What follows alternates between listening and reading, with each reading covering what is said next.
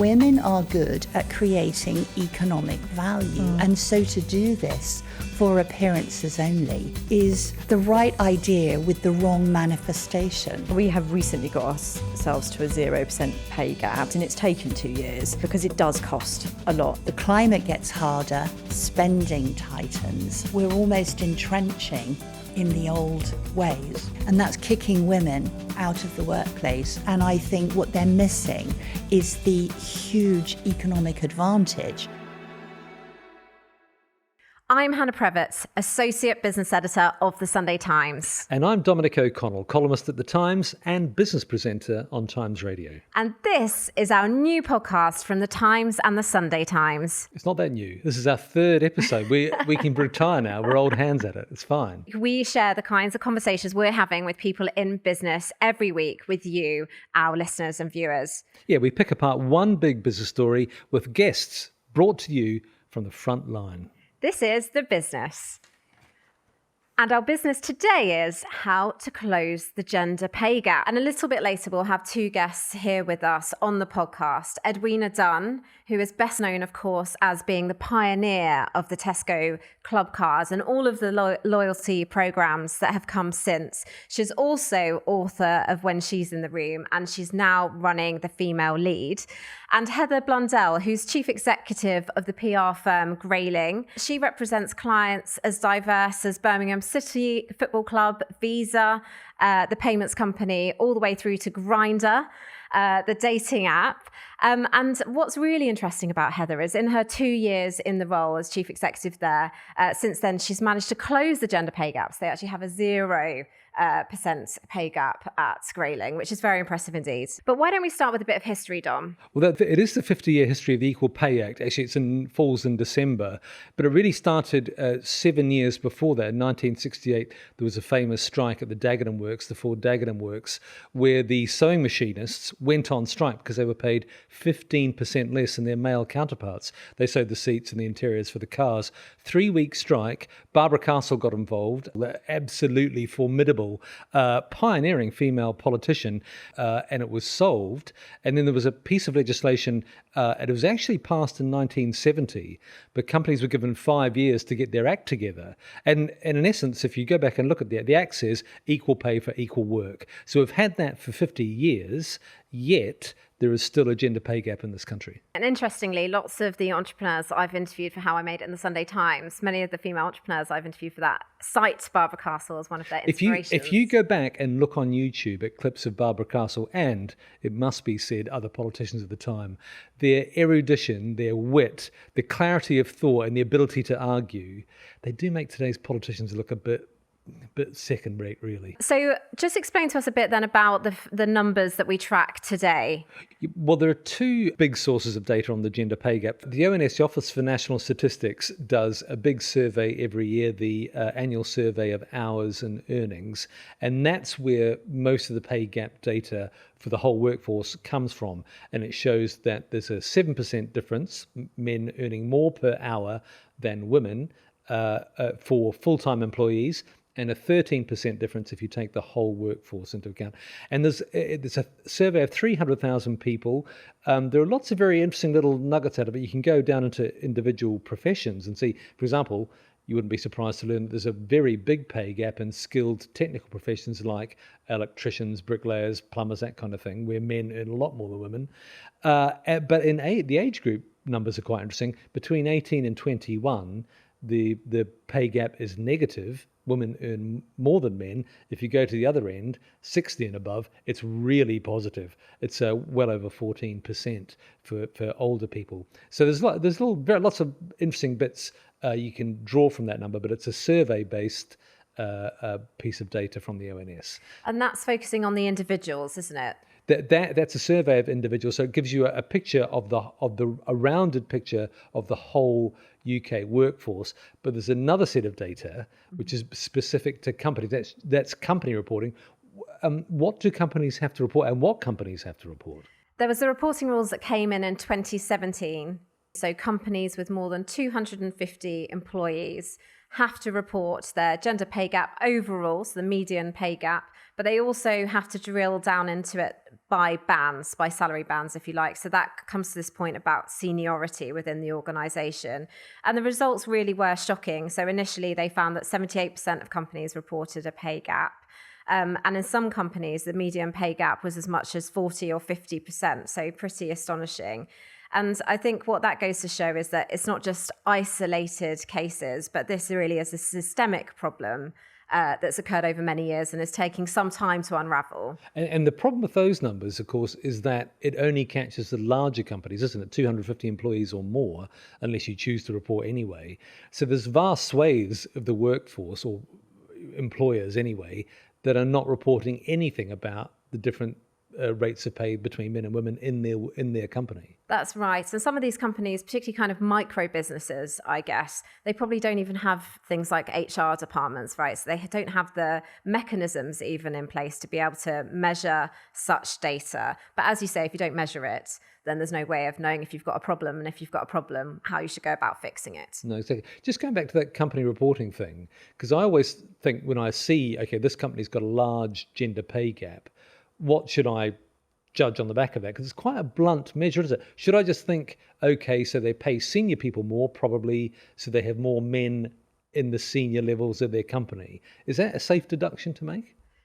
I think you have to take it as a whole, because you can find that a company has no gender pay gap, but it might be that they have a couple of really well-paid female non-executive directors, or a female chair, or a female CEO, and then they might have loads of really well-paid women at an entry level, but there's a problem in the middle. So I think it's a really blunt instrument, which is why when you look at other surveys and, you know, kind of research pieces, they often choose to focus on more than one measurement. So the Women in Work report, so it's called the Women in Work Gender Equity Measure report, a bit of a mouthful. And they look at the UK's largest 400 companies, and they look at, yes, their gender pay gap, but they also look at the representation of women on the board. So have they got more than 33%, a third of the board, are they women? And the other thing that they look at is parental leave, because this is also a key indicator of how they view equity in the workplace. They're trying to build up a more composite, a more nuanced picture than just that gender pay gap number. Yes, exactly. And because we know that there's this link between parenthood and the so-called parenthood penalty, which disproportionately affects women, that's a really important measure to take. What do people tell you when you're out and about talking to people? What do they tell you about what's actually happening in the workforce? Because numbers are one thing, but there must be a lot of anecdotal evidence around this. Yes, and I would like to think that the picture's looking better. And when I speak to women, I think the big thing that's changed is that more women are prepared to advocate for themselves and for each other. And I know that historically, when I've been out hosting events, etc., I have been paid less than male counterparts. And certainly when I was much earlier in my career and much more junior, I wouldn't have questioned that, whereas I do now, and I push back really strongly. When you push back, what happens? When I push back, what happens? You lose the job. But that's the point, is that I won't do a job on that basis alone, because, you know, it's not about me. It's not just about my feeling of self-worth. It's about, as women, you know, we need to make sure that we hold organisations accountable for this, and hopefully they won't make the same mistake in future. How about you, when you're out speaking to business women in the city? Well, I was going to reflect that actually. I remember when the gender pay reporting first came in, 2017, 2018, it was regarded as something that companies were going to be held to account for, and there were lots was written about the original reports on gender pay in the first 3 or 4 years. People would say, okay, gender pay gap is really bad here, it's improving here, and it was paid attention to. But now I think it's, if not ignored, then very rarely looked at. And it's always telling to look at what investors, what shareholders are saying to companies on earnings calls or at AGMs. The gender pay gap only really comes up, very rarely. And of course, management pay attention to what their owners are telling them. And at the moment, I do not see that gender pay gap number being referred to very often by shareholders. And do you think part of that is just the difficult economic climate of the last few years? Obviously, we had COVID, we've had all these so-called black swan events. Is it that they're just all trying to keep their heads above water, basically, and making a profit and paying dividends to shareholders is much higher up the agenda than gender diversity? Yeah, I think that's probably true. I think that's probably the basic cause. But I think also you do tend to get a bit of investor fatigue. I mean, there's lots of different things that are not necessarily just to do with the financial return from a company that they have to pay attention to. Ethnic diversity, the corporate governance standards in the company, their environmental standards. So they have this long list of stuff to look after outside the main job, which is give us some money. And maybe it's just simply slipped down that ranking because it hasn't been refreshed recently. Yeah. And perhaps that's where it's really important to have chief executives. And Alex Baldock, the chief executive of Currys, we interviewed him for our piece reporting on the Women in Work report a couple of weeks ago. And he was really vocal on this. And he was like, we do this. We make sure that we have a gender pay gap that we're comfortable with. We make sure that we hire lots of women. We promote women. They are one of the trailblazers in this report, Currys are. And he said, it's because it's fundamental to our business success. Like if we're not employing women and making the most of their talents, that will harm the business. And I think the more you have people like Alex Baldock speaking out about the kind of business imperative for doing this, the better. Yeah, you need people who take it seriously. And we've got the right guests to talk to about it as well. We have indeed. So we are thrilled to be joined in the studio today by Edwina Dunn, who is the pioneer of the Tesco Club Card and now runs the female lead. Welcome, Edwina. Thank you. And Heather Blundell, who's the chief executive of Grayling, the PR firm. Welcome, Heather. Thank you for having me. Last time I saw you was a few weeks ago at the launch of the Women in Work report, which we'll return to a little bit later on. Edwina, if we could come to you first, can you just remind listeners or viewers who aren't familiar with your journey, how you started and then when you founded the company together with your husband, Clive? Yeah, so this all happened. We started a business called Dunn Humby. That was a combination of my name, Edwina Dunn, and Clive Humby.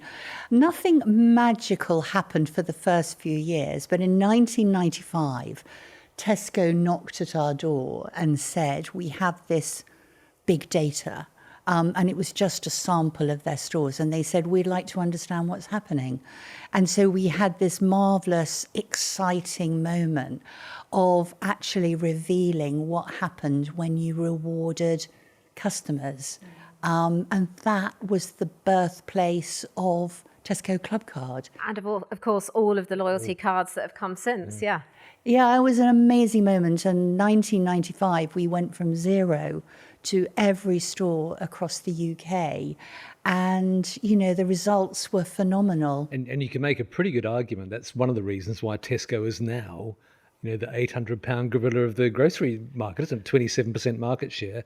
Part of that is because it was first to get customer data sorted out. Yeah, I'd like to think so. I mean, they've never quite said it like that, but, I hope like so. That, Thank you very much. Heather, so Edwina was telling us about how she succeeded in what was a male-dominated world. I spent more of my life talking to PR agencies than I probably should have. Loads of women in PR agencies, but very few, perhaps apart from you actually, women at the top. How did you get to be at the top? First of all, what an amazing story. So inspirational. So, yeah, you're right. Very, very dominated by women. I actually think in our agency, and we've got about 200 people across the UK, we are more sort of 50-50 within the workforce. That's probably because we've got quite a big corporate and public affairs team, which is quite traditionally dominated by men. And actually, to be technical about it, I think that we have at sort of managing director level, which is where you would head up a team, sort of 50%, women, and we do have that in our board, sort of 50% representation of gender. But if I look across the industry, those C-suite roles and those absolute top jobs, that's when it really starts thinning out. And I think that has actually probably got worse over the last year, 18 months. What was your personal experience of it? How did you make that breakthrough? I had quite a funny thing happened to me, which was that I joined a business. I joined the second biggest PR agency in the UK, and I went to go and work in our Manchester office, and they lost their biggest account about a few weeks after I joined. I was called to a meeting room and just thought I was going to be made redundant, and by two men, actually, the UK chairman and the UK CEO, and I was 29 at the time, and they said, look, we're probably going to have to close the office in 6 months, but we thought to have a go at a final swing of it, and we thought we'd give it to you to run. And it was kind of extraordinary because I wasn't even on the leadership team. I had directors and a whole team above me, and they thought that I'd showed some, I don't know, entrepreneurial spirit, or that I was mad enough to take it on. I did. But things like that don't happen by accident. They don't. Something must have happened. Well, they obviously saw something in me, and I'd won a fair amount of business, but it was quite, and I always say it to women, is that and men actually, I think you have those moments sort of once or twice in your career where it was just a big break moment, and I thought, well, I can't possibly do that, and you do. I wouldn't have known what a P&L was if it hit me in the face, but you quite quickly get your head around it. And I thought, all these people that are above me, and now I'm above them. People, like any relationship, people get over it, and within 2 years, that business was the fastest growing bit of that whole agency. Okay. Let's move on to what companies can actually do to make things better. One of the things in the Women at Work report is about board representation. They give you a big tick if you have more than a third of your directors are female. Edwina, and then you perhaps said that is that the right thing to reward? Is board representation a good indicator of gender equality within a company? Well, I think it's a good thing to measure, and I think it's a great place to start a conversation, and I applaud what they're doing. I applaud the celebration of women being in those roles. I think part of the problem is that board representation doesn't give equal weight to each of the appointees. And I think quite often NED roles, non-exec director roles, can give the impression of, a really balanced approach to the business and to the whole way the organisation interacts with the rest of its employees. Whereas, in fact, anybody who's been a non-exec director really knows that you're very much at arm's length. You advise. Do you think it might be tokenism on the part of some companies? I think, yes, I think it can be, but I still applaud companies trying to do something. I just think it's really important that they don't persuade themselves it's the answer, because I think there's a much richer and deeper answer, which is women are good at creating economic value. And so to do this for appearances only is the right idea with the wrong manifestation. And I think what they're missing is the huge economic advantage that is really there if it was deep and meaningful throughout the whole organisation. The right people should be on the board. And this isn't about going, oh God, and I've seen that loads, get a non-exec who has no decision making, but we'll balance the numbers and it will look a bit better around the table. The right people should get any job, and the right people should be on any board. But we've got to give people and women the chance to get there, and that's the problem. Is that the barriers in place are, as we know. Time out of work, having children, additional childcare responsibilities falling on women, and for lots of women, and I include myself in that, I want to be there for my children. I don't, it's not just like, oh God, I have to. I want to, but I also want to run a business.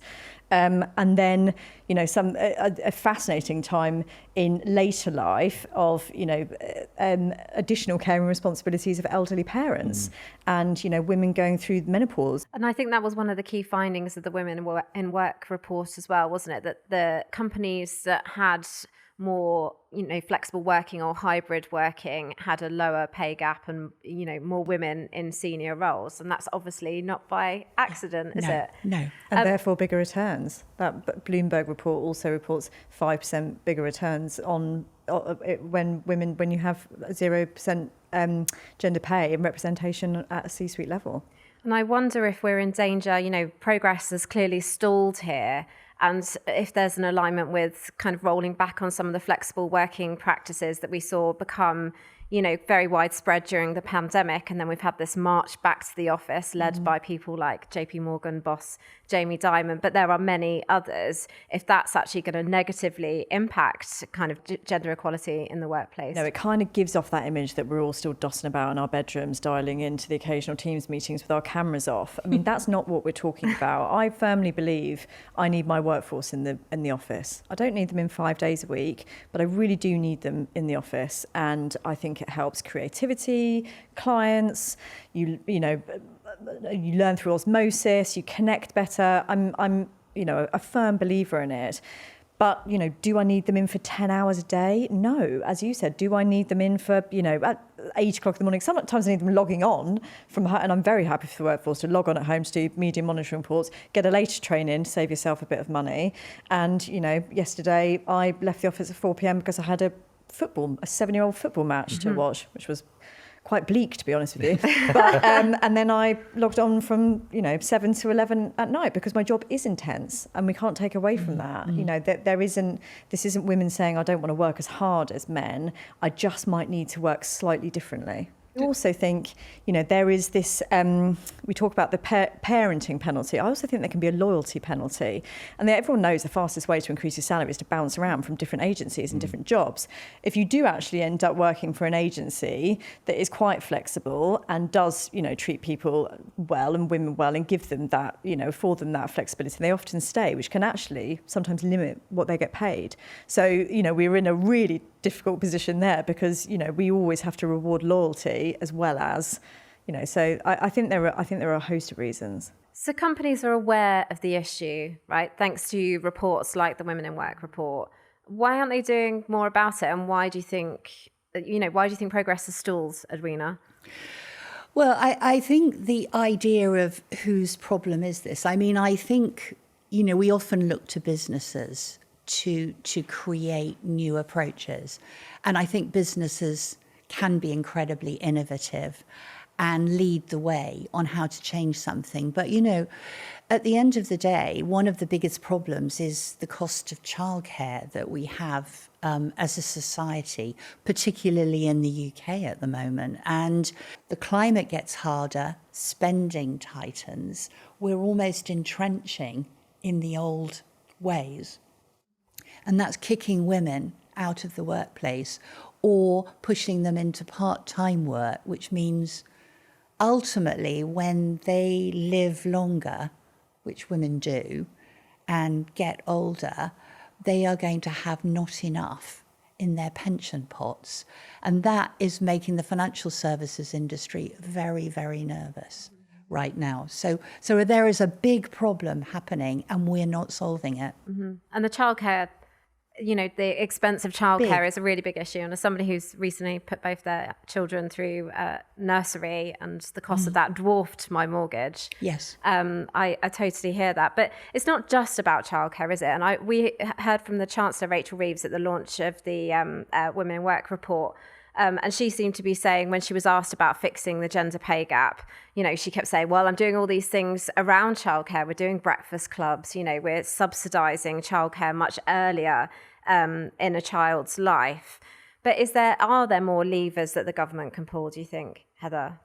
I think business has got to be really honest about the fact that this also costs a lot of money. So we have recently got ourselves to a 0% pay gap, and I've been the UK CEO for 2 years, and it's taken 2 years because it does cost a lot in order to go through that number of employees line by line by line in order to do that, and at a time where business has been harder than ever. So I've always really admired Alex Mahon with Channel 4, and she just inherited a massive pay gap, and she was really honest about it.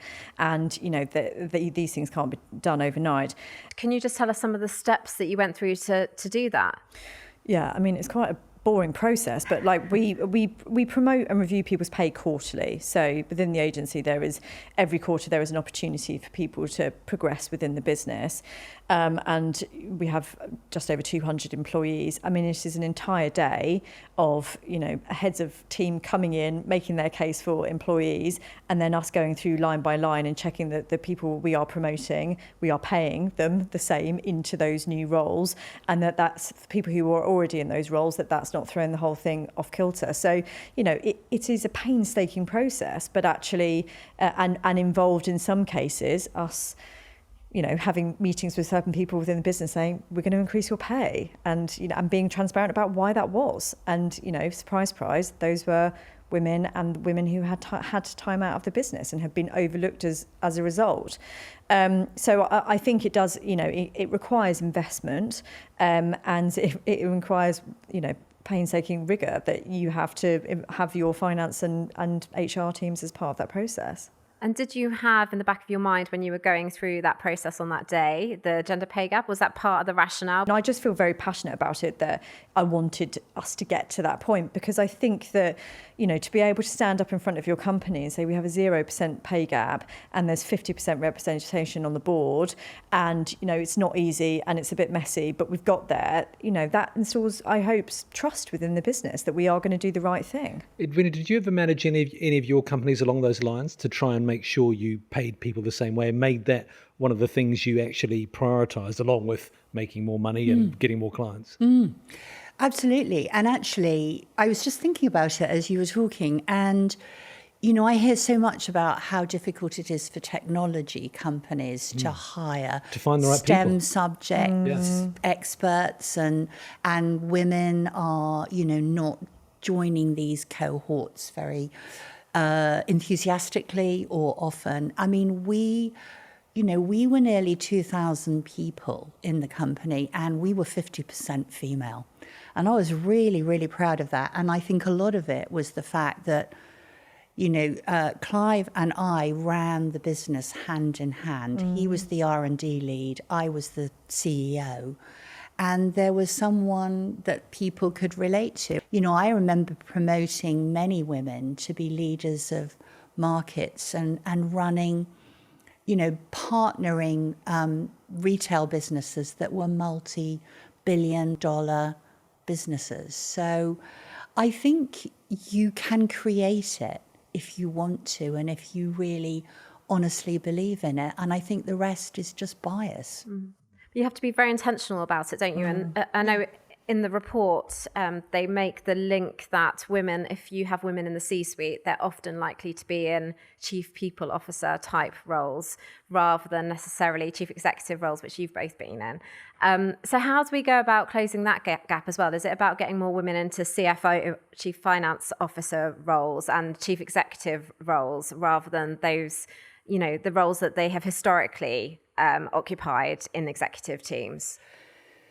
I think a lot of it is in helping girls to break free of the concept that they need to be kind and caring from a very young age. Beautiful, kind and caring. And I think these are traps.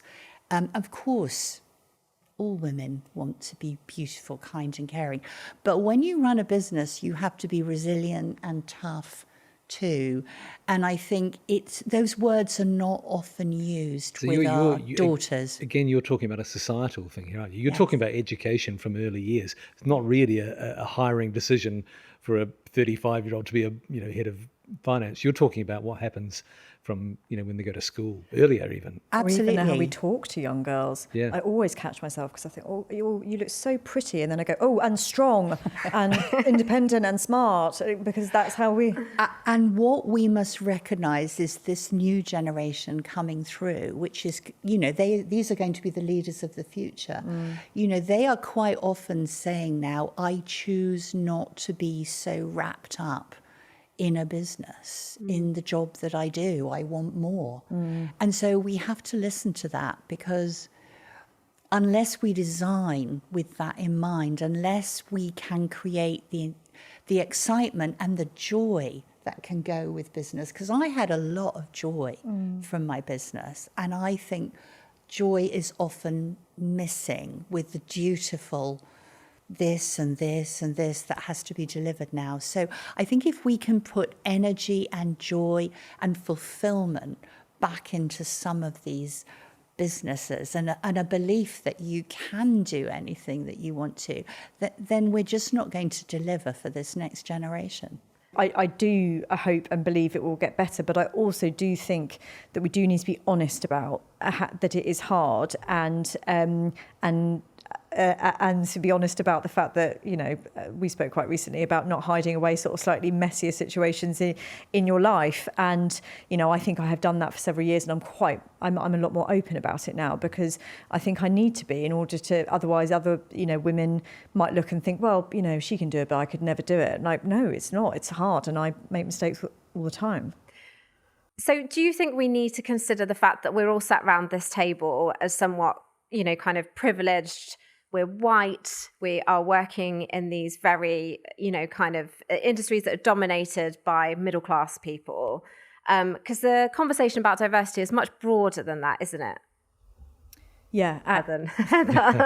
Yeah, absolutely. And this is a real importance for me in our business, and because it actually makes sense for business. So if I look at my top 10 clients, which range from visa payments provider to Birmingham Football Club, to Grindr, to major food retailers, I need to have a diverse workforce working on that. You know, there is no one size fits all that I can put on any of those accounts. I need people with different lived experience. I need people with different sexualities. I need different genders. And so actually, if I'm always attracting the same people from privileged, you know, red brick educated, you know, that's not going to work for that client portfolio. So I think it's really important. I think DEI has become a bit of a swear word, but I think if we reframe it about why it is good for business, just like we do in terms of gender, then, you know, it's incredibly important. We cannot lose sight of it. We started off talking about Barbara Castle, 50 years since the Equal Pay Act, and yet we're still talking about the gender pay gap. Would you like the government to get a bit more aggressive about this? Or perhaps a better question might be, do you see any appetite for the government, or for Rachel Reeves, who was at the launch the other day, to get more aggressive about it, to do more to eliminate the gender pay gap? I just worry it goes underground. And, I don't want there to be anger in the solution. And, that's what worries me. I want it to be something that we want because it's good and it delivers value and net income, rather than, you know, it's something that forces people to do more on WhatsApp or off the official lines. Yeah. Heather, a carrot rather than a stick, perhaps? I agree with that, actually. But I do think it was really nice to hear Rachel Reeves talk about she came to the Women in Work Summit. And as we were speaking about it, it was really, you know, fascinating to hear her story, which we all know, but to be reminded of it. You know, this is a woman that went to state schools, got stunning GCSE results, was the sort of captain of her sort of chess team, a local chess team, and surprised all the dads. And was the first person in her family to go to university, went to Oxford, was one of 5 people to be accepted into the graduate scheme of Bank of England, 5 women of a 30 intake to be accepted to the Bank of England. She's an exceptional woman, right? You know, whether we agree, and I certainly don't agree with everything that she's done, but this is an exceptional woman with a very, very hard job. I would not want to be in her shoes right now. But I think, you know, as we have talked about the responsibility of women, you know, this isn't for, you know, her to fix, but I think that she can speak powerfully about her story and why it's so important. You know, she talked about walking up to the stairs to her office and just seeing, obviously, first female chancellor, and just seeing all these pictures of these men as she's, you know, heading up the stairs. I mean, she can't want that to continue. So I do think the government has a responsibility. I agree with you. If you put anger and force business into you know, they feel backed into a corner, and I think we've had quite a lot of that, you know, people don't respond well. But to put this on the agenda, to speak about it powerfully, and, you know, we've talked already, this makes economic sense. You know, businesses perform better financially if we have this in place and if we have gender balance and pay equity in place. So yes, it should be high on her agenda. Do you ever get bored, both of you, this question is for both of you, of talking about being a woman?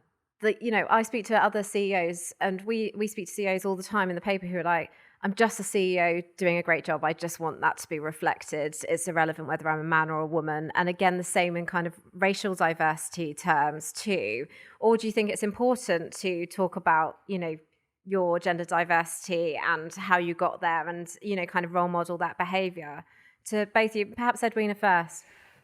I think I would get bored of it if I didn't hear women over and over again pleading their case and saying something that has happened to them that they consider negative, unfair, unwarranted. And so I feel a big obligation to put forward the rational arguments, because, you know, this isn't about being nice to women. It's about the fact that for some reason, the language of women, what women say, how they say it, how they do it, has just found less traction than the way men speak and work. And so, as you said, seeing is believing, and actually role models and sharing new ways of approaching things, I think, is vitally important. So I think there's an obligation to both share new, exciting, inspiring stories,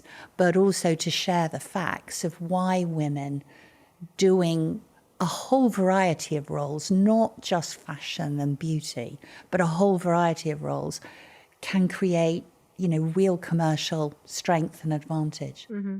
It's really interesting because there's a friend of mine who's an entrepreneur, and she said she can't stand International Women's Day. It should actually be called International Men's Day, because she has to go around all day talking about being a woman, whereas men are out there closing deals with clients. And I mean, it's a really good point. Do you, you know, get bored of being asked about being a woman at the top of a PR firm when your male counterparts can, you know, go around talking about their giant P&L? I wondered what you were going to say then. Saucy. No, I don't, because I think, as you were saying, this fundamentally is this is a societal issue, an economic issue, a leadership issue. And if fewer than 10% of the FTSE 100 are run by women, and even I think 9%, don't quote me on that, but I think it's 9%, have gender parity on their boards, we've got to keep talking about it until those numbers are better. So you were talking earlier about the pay gap reporting, so there being a massive chunk of business that's not represented because of fewer than 250 employees. And then, you know, I don't know, but does a company get fined? Have we read about companies being fined for not reporting? It was meant to be a name and shame thing, wasn't it? Yeah. But I don't think there's ever been any fine. Has it? No. I'm never frustrated about talking about being a woman. Sometimes I'm frustrated about the different lines of questioning. So I often get asked about the juggle of motherhood, which I'm very happy to talk about, although I'm not nailing it at all. But I don't think you would ever have men. I just don't ever hear my sort of male counterparts being like, oh God, how do you manage juggling being a dad? So just to close, I think we'd love to end with a bit of advice from each of you, both for women who are kind of climbing the ranks still, and also for bosses. Well, I think my encouragement first would be to girls to realise that money is not a bad thing. Money is a good thing. To your point, money equals freedom and choices. It's not just about power. It's the opportunity to decide how you live your life and what sacrifices you do choose to make. And I think for business leaders, I would say women want fulfillment, they feel ambitious, and they want to find a way. And they should use all their skill and all of their great funds to actually create pathways that mean that women who want to can go all the way in their business, not just with metrics, but with real enthusiasm and encouragement. And I think then amazing things will happen. Heather, your piece of advice? Well, I have to follow that. That was very. So I guess my piece of advice, and I challenge myself with this all the time, and have done very recently, is about how we advocate for one another as women. I think we have such a responsibility to champion each other, to advocate for one another in a room, whether they're in it or not in it. And if we could champion one another and not pull the ladder up and not feel threatened, and to advocate passionately for one another, often as the men do, amazing things would happen. So I challenge myself with that as well. It reminds me of that Madeleine Albright's quote, there's a special place in hell reserved for women who don't support other women. I read an article about that recently. Thank you very much for joining us on The Business. Edwina Dunn, Heather Blundell, thank you for joining us. Thank you. Having us. So we just heard that bit of advice here after what I thought was a very revealing interview and chat with the both of them. What did you take away from it, Hannah? My first thought is that they are both such hugely impressive individuals, and they've both succeeded in worlds where women haven't historically, or there's been very few kind of female trailblazers. So both in PR and of course in technology. And I just think what Heather's doing at the moment, the fact they have a 0% pay gap, they've completely eradicated the pay gap at the firm. It just goes to show what can be done when you really put your mind to it and you're very intentional about it. So I hope that listeners and viewers will find that, interesting, and also, I guess, without being super cheesy, kind of inspiring, right, about what can be achieved. How about you, as the token male on the panel, Dom? Yeah, I was outnumbered. I thought it was quite interesting, the sort of the nitty gritty stuff around what Heather had done, for example, in eliminating the pay gap, going and finding people, giving them pay raises, promoting people, that kind of stuff, and then around some of the more concrete things you could do. But actually, I thought probably the most interesting thing was Edwina's take on teaching people, women in particular, that money equals freedom and choices. It's not about a thing for the boys or whatever. It's about you living your life the best way you can. Well, that often means money and not being afraid to pursue it and not being afraid to push yourself forward. Mm-hmm. I did think it was interesting, the point you raised, that it seems to have kind of dropped down the to-do list, and that there did seem to be much more intentionality about it, back in 2018. When the gender pay gap reporting came in initially. And I do wonder if there's a way of kind of giving it some rocket boosters again. Yeah, I mean, maybe you can draw a parallel with some other stories that are around at the moment, like the China spying thing. We see China as a threat, but we need their money. So, an accommodation has to be made. Bankers' bonuses, the deferral being axed or at least halved. Another moral point, two big moral points, where actually the pursuit of money or economic growth have overcome moral points. I think this is another one where a moral point, the gender pay, equal pay for equal work, the closing of the gender pay gap, has been subsumed by this dash for economic growth. And for a Labour government at the moment, economic growth is their be-all and end-all. Mm-hmm. Of course, they've layered costs on business, but some of the other stuff, like gender pay gap, appears really to have gone right down the rankings. Absolutely. And I wonder if some of that is also connected to the kind of mood music changing in the US under one Donald Trump. And the very much kind of anti-DEI, diversity, equity and inclusion rhetoric kind of coming out of the White House and the US more broadly. And we've seen companies across the spectrum, from financial services, big investment banks, consulting houses, taking all reference to DEI out, from their website, expunging it completely and calling it something different. And they say they're still going to do it, but they're just calling it something different because the debates become so toxic. But that certainly doesn't help here. No, it doesn't. And it just shows how thin that veneer of morality and respectability is at some of these big businesses. But I think we should end on a high, right? And I definitely think that they were saying, both Edwina and Heather were saying that there are reasons to be cheerful. And even though it's fallen down the agenda, lots of the numbers show that it's still going in the right direction, really slowly. But we haven't quite slipped into reverse. It definitely is going in the right direction. And also, again, to be on a positive note, again, coming back to what Edwina said, half of the population, you cannot turn your back on that market and that pool of talent. It just doesn't make any sense. So I think it will fix itself over time.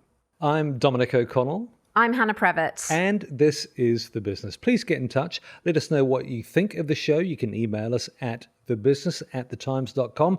We want to know what you think and what you'd like us to talk about. Exactly that. And we're also on YouTube. So if you want to watch us, you can find us on our YouTube channel. And of course, you will already, or if you haven't, you will now subscribe to this podcast on YouTube or on your podcast app. Every new episode will then just drop into your feed as soon as we publish it. So we'll see you next week. Bye.